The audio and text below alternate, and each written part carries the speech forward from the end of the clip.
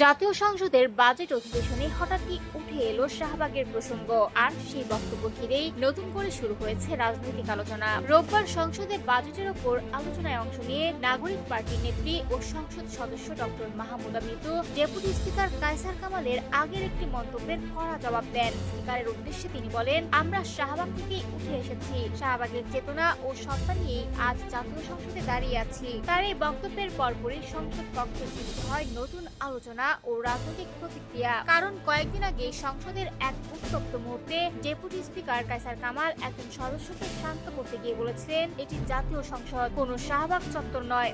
সেই মন্তব্যেরই সরাসরি জবাব দিয়ে ডক্টর মাহমুদা মিতু দাবি করেন, বর্তমান সংসদের অনেক সদস্যই গণ আন্দোলনের মধ্য দিয়ে উঠে এসেছেন। তাদের আন্দোলন ও সংগ্রামের ফলেই ফ্যাসিবাদের অবসান ঘটেছে এবং সেই ধারাবাহিকতায় তারা আজ দেশের সর্বোচ্চ আইনসভায় প্রতিনিধিত্ব করছেন। অন্যদিকে একই অধিবেশনে বাজেট নিয়ে বিরোধী দলের সমালোচনার জবাব দেন সরকার দলীয় সংরক্ষিত আসনের সংসদ সদস্য নীলুফার চৌধুরী মনি। তিনি কওমি মাদ্রাসার বরাদ্দ, জাতীয়তাবাদী রাজনীতি এবং দেশের উন্নয়ন পরিকল্পনা নিয়ে নিজের অবস্থান তুলে ধরেন। এদিকে অধিবেশনের বিভিন্ন পর্যায়ে উত্থাপিত বক্তব্য ও তথ্যগত কিছু ভুল কিংবা বিভ্রান্তি নিয়েও কথা বলেন স্পিকার হাফিজউদ্দিন আহমেদ। তিনি বিষয়গুলো নিয়ে বিস্তারিত ব্যাখ্যা প্রদান করেন এবং সংসদের কার্যক্রম সঠিকভাবে পরিচালনার উপর গুরুত্ব আরোপ করেন।